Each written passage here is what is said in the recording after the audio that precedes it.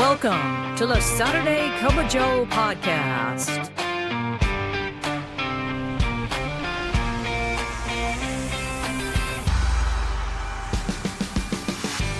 This podcast is dedicated to EAS employees of the U.S. Postal Service and members of the National Association of Postal Supervisors. So, pour yourself a cup of coffee and join us for today's episode. And now, here's your host, Robert Wakefield. Well, good morning, Branch 32, and good morning, Naps family from across the country. Hi there, hey there, ho there. We're as happy as can be. That's somebody else's thing. I better not do that. Welcome to the Saturday Cup of Joe podcast, presented by the Nashville Post Office Credit Union. I'm Robert Wakefield, president of Branch 32. Thank you so much. Thank you. All right, we got a great show lined up for you. So let's go ahead and pour that first cup.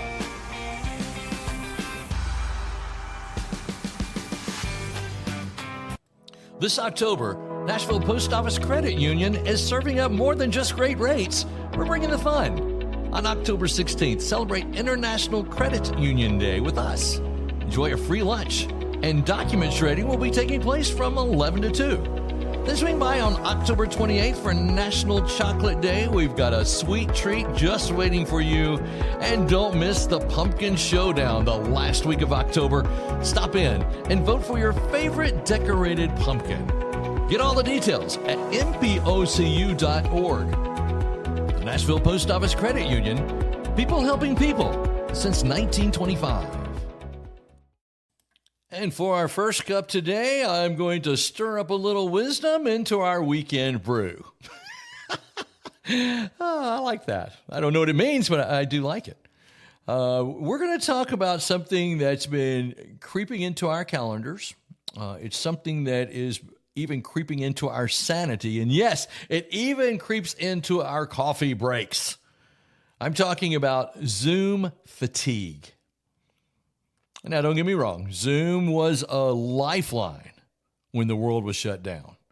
It kept us all connected. It kept the mail moving in a lot of ways. It kept the mission alive. But somewhere along the way, it stopped feeling like a bridge, and it started feeling like a treadmill. And I'm going to tell y'all, the grid is heavy. No question about it. So let's look at the rise of this grid. Let's talk about this for a second. Let's rewind and look back to 2020. Zoom went from a technological darling to a global necessity. Corporate America embraced it. The Postal Service embraced it. And then suddenly, everything had to be a meeting. Once a memo in your emails to remind you to do something turned into a 30-minute Zoom meeting with a shared screen and follow-up email. A nickel for every time I hear someone say, "Can everybody hear me?" Or how about this? "You're on mute, Robert." It just goes on and on and on. You know, Stanford University reported over 300 million daily Zoom participants at the peak of Zoom. And we were right there with them, and right there in the mix. EAS employees were juggling operations and staffing and grievances, and it was just a lot going on. And it was like we traded, the time clock that we used to talk about stuff at for the webcam. You're not just working anymore, now you're performing. And half the time, the meeting could have been taken care of by sending a memo. Well, here's why it's exhausting. The Stanford researchers actually broke it down, and this is what they called Zoom fatigue. And it comes from four things. One of them is too much close-up eye contact. It feels intense, even unnatural. And the other thing is seeing yourself constantly. It's like watching yourself in a mirror all day. And the thing is, you're always watching that because your boss will say something that you want to agree with, and you can't roll your eyes because you've got your camera on. So you're always watching yourself. That's exhausting. Another thing that they discovered is reduced mobility. You're stuck in one spot. And my favorite thing is you're trying to look engaged, like you're really interested.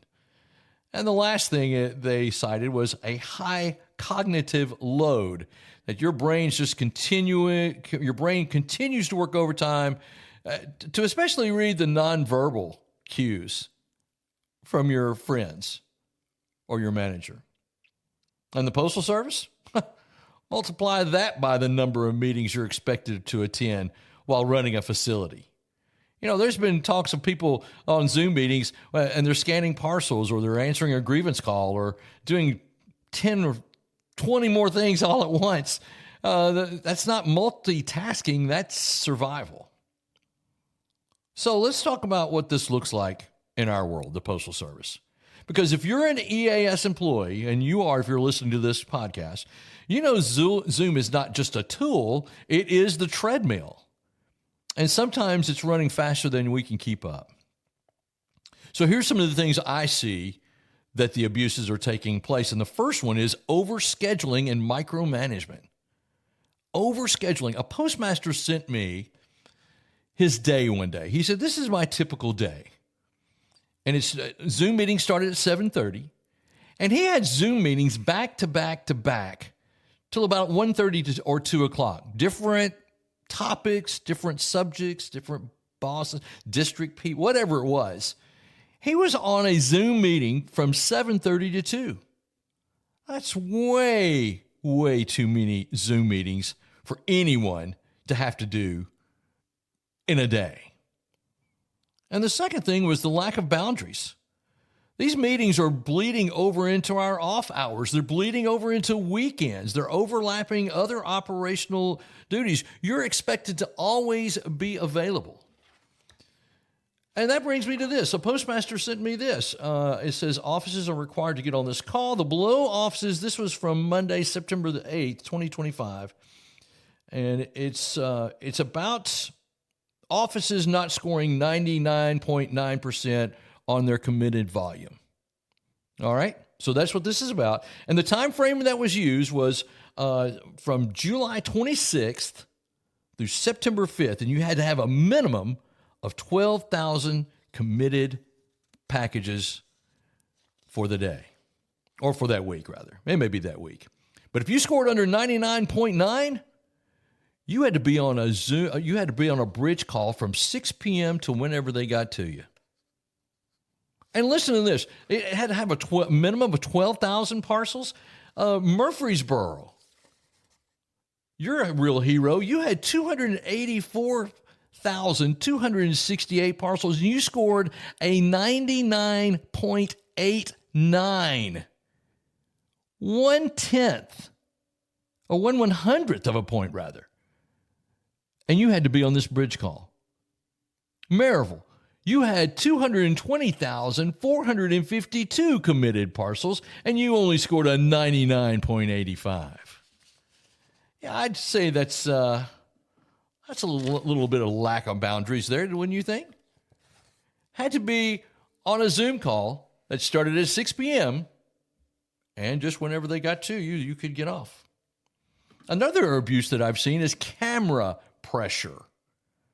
These expectations, these unspoken expectations that you got to keep your camera on, even when you're multitasking or you're just exhausted, you're expected to keep that camera on. So I'm sure that many NAPS branches complained about all of these Zoom meetings and how they were going on.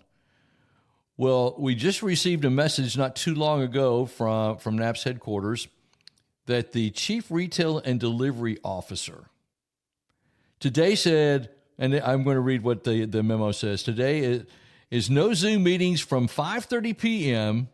through 10 a.m. Managers, postmasters, and supervisors are to be managing and supervising. No Zooms on weekends for the sake of having a Zoom. Zooms are only to take place outside of 10 a.m. through 5:30 p.m. in the event that there is or will be an emergency, such as a natural disaster. The USPS area vice presidents received this directive today, and were informed that they need to ensure their district managers are aware and are in compliance. If it is still occurring, you're to ask your NAPS area and regional VPs to contact the area VP and inform them. And if it continues, then NAPS headquarters will deal with that. So, it's only offices that are under CRDO. It's not for everyone, but those offices that are under CRDO, there's to be no Zoom meetings before 10 a.m. and none after 5:30 p.m. And if this is happening in your district, be sure you notify your area vice presidents. So, Zoom helped us survive, but now we got to learn how to thrive. We've got to learn how to reclaim our time, protect our peace, and remember, connection doesn't always require a camera. You can get a connection through an email just as well. And so I wanted to give you that Zoom fatigue lesson on today's Cup of Joe. All right, let's go ahead and pour that second cup. You know, banking should be made simple. That's why Ollie, the Nashville Post Office Credit Union's virtual assistant, is here, ready to help 24/7. Need quick answers? Ollie delivers secure, instant solutions right at your fingertips. No wait times, no hassle, just smart banking made easy. Whether you're managing your finances, exploring loan options, or just need guidance, Ollie is always ready to assist, wherever and whenever you need. The Nashville Post Office Credit Union, people helping people since 1925. And for our second cup, I want to talk about what I love this time of year. I love autumn, and it's because I love pumpkin spice coffee. And so I wanted to know, who was the one that came up with the pumpkin spice latte? Well, that's none other than Starbucks. And they came up with this back in 2003. They were looking to bottle autumn in a cup because they already had this huge hit with peppermint mocha for the winter. So fall needed its own anthem. And according to what I read, this team of flavor developers, yes, that's a real job, started making this pumpkin puree with cinnamon, nutmeg, clove, and espresso. And then, boom, the pumpkin spice latte was born. Now, at first, it didn't even have any pumpkin in it. It just had those spices, but people went wild for it.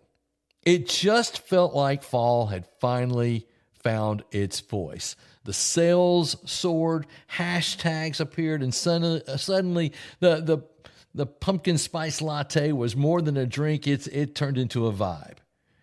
And then when you fast forward a few years, this pumpkin spice was everywhere. It's in candles. It's in cereal. You can even find it in dog treats, I read. So I want you to slow down this weekend and go get you some pumpkin spice coffee or get you a pumpkin spice latte. And you can thank the Saturday Cup of Joe, and you can say, hey, thanks a latte.